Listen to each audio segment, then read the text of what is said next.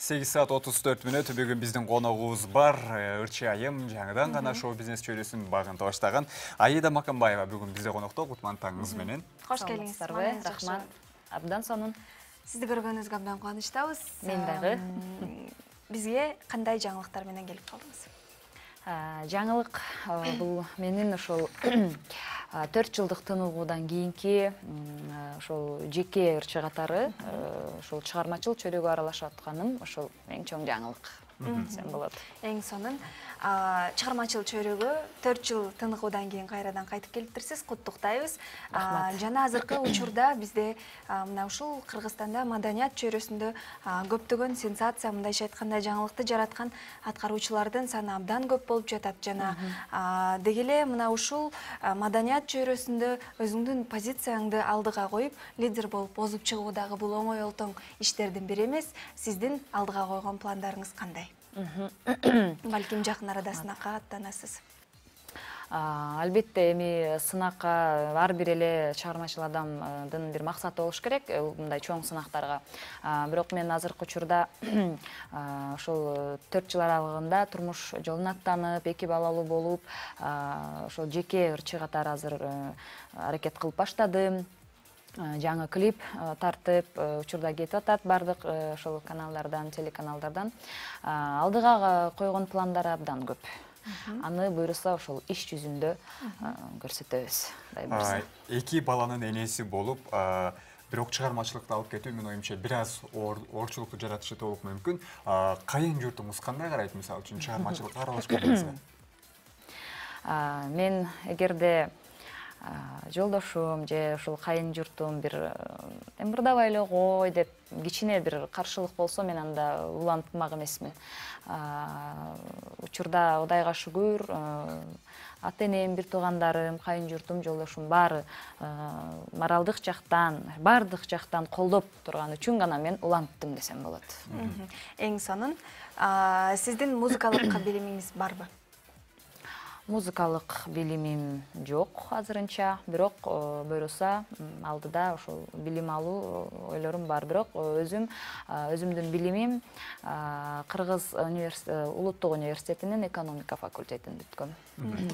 Экономика тармагынан билим алып, шоу бизнес чөйрөсүнө аралашып калдыңыз, э? Негизи шоу бизнес чөйрөсүнө мен 2007-жылдан баштап аралашкам.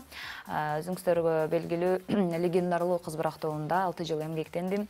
Андан соң ошол турмушка чыгып, 2013-жылы турмушка чыгып, ошол боюнча мына быйыл буйруган экен, быйыл улантып баштадым. Кайрадан аталган топко кайтуу пландарыңыз барбы же болбосо?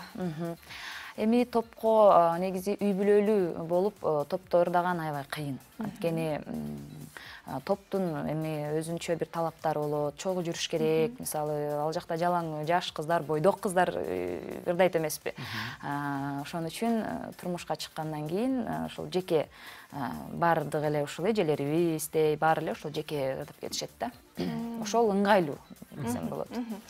Сиз ушул топтон көптөгөн тажрыйбаны топтосоңуз керек.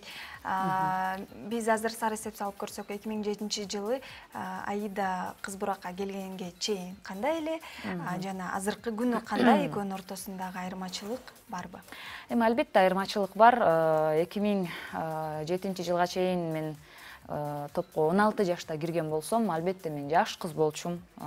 9-классты бүтүп, жаш бойдон топко кирген, бирок топто жүрүп мен абдан чоң тажрыйба топтодум.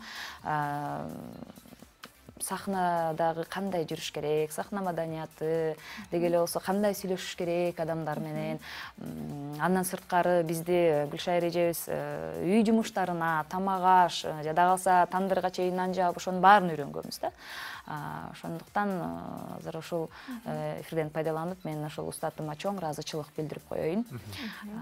Ошол аябай чоң жакшы нерселерди үйрөндүм. Эң сонун экен. Мисалга алсак, биз Орусиянын ошол эле Viagra жана Серебро деген көптөгөн топтор бар эмеспи, айымдарды бириктирген. Кыргызстанда Кыз Бурак атактуулардын эң бири. Жана мына ушул кыздардын арасында ар дайым атаандаштык болуп келет деген кепти биз ар дайым угуп келебиз. Массалык маалымат каражаттарынан сиздин өзүңүздүн башыңыздан ушул нерсе өттү беле? Негизи кыздар менен иштешүү оңой эмес. Мен 6 жыл аз болсо деле 6 жылда көрдүм. Ошончо 7 дубандан топтоп ошончо кыздарды тарбиялап, зыңкыйтып бир баягы калыпта алып жүргөн, мындай ырдатып, ошентип бир мындай топ баарын чогуу алып жүргөн бул ошо эжебиздин бир өзгөчө касиети болуш керек. Каттуу мындай кармап, ошон үчүн мындай көп сакталып жүрөт да ошого чейин топ. Анан негизги сурооңо эмне деп бердиңиз? Сиз үчүн негизи кыйынчылык жаратты? Мен үчүн кыйынчылык жараткан жок. Анткени мен үй бүлөдө өзүмдүн ошол ата-энем, айрыкча атам аябай катуу киши да. Баягы бир чети боорукер. Бир колуна эмне деп коет? Бир колуна камчы, бир колунда шоколад дегендей. Ошондой боорукер дагы, анан катуу да кармайт болчу. Ошондуктан мен ал топко киргенде, мисалы, тартип боюнча такыр кыйналган жокмун. Бирок күнү түн уктабай, гастролго ушундай тарапка кеткенде эми жашсың да. Ыйлаган күндөрүм болгон башында. Көрсө кыйын турбайбы депчи, чыгыл ырдап коесуң деп ойлошот го. Ошондой кыйынчылыктарды башында ыйлап жүрдүм, бирок кийин уже көнүп калдым. Анан менде бир баягы багыт бар болчу да. Ушул ишти баштадымбы, бир эмне деп коет? Бир жолду таттаганда бир ошол жолду бир аягына чыгарып, анан кийин деп. Бирок ошол максатыма жеттим, Кудайга шүгүр. 6 жыл эмгектенип, анан турмуш жолуна аттанып, түтүн булатканыңызга быйыл канча жылдын жүзү болду? 4 жыл болду. Эң сонун кайненеңиз менен жашайсызбы? Ооба. Жана бүгүнкү биздин темабыз келин жана кайнененин мамилеси деген. Чындыгында акыркы кездери көптөгөн көйгөйдү жарата турган, көпчүлүк мисалы келиндер тарабынан негизи эле пикир келишпестиктер абдан көп келип чыгат эмеспи? Сиздин кайненеңиз менен болгон мамилеңиз кандай? Эми мен негизи мактанбайм. Мактанган деле негизи мактанган адамдарды жактырбайм. Кудайга шүгүр, менин кайын журтум мындай эмне деп коет, заманбап, мындай орус менен ушундай да. Кандай бир баягы кээ бир үй-бүлөлөр болот го, келиндер баардык нерсени келин жасаш керек. Келин ушундай деген бизде жок да. Мисалы, мен бошобой атсам, өздөрү жардам берип, мисалы, ар бир менин эфириме баратканда, мунуң жарашпай калды, муну кий деп, ошол башында айтып өттүм го, кыскасы баягы ар тараптан колдогон үчүн, жакшы ой менен колдоп аткан үчүн гана мен улантып атам десем болот да. Ошондон түшүнүп койсок болот. Баары жакшы. Кайын журтуңуз менен чогуу жашайсыз, кайнелер менен.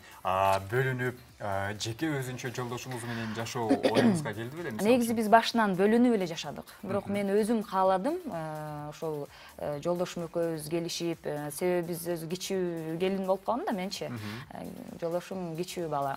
Анан өзүбүз ошол чогуу жашайлы, неберелерин чогуу баягы төрүндө мындай сүйүнүп, ушинтип отурсун. Анан биз иштейбиз деп ошентип бирге келишимге, мындай чечимге келип, анан чогуу жашап. Сиз жалпы келиндердин атынан сиздин оюңуз боюнча азыркы замандын талабына ылайык идеалдуу кайнененин портрети кандай?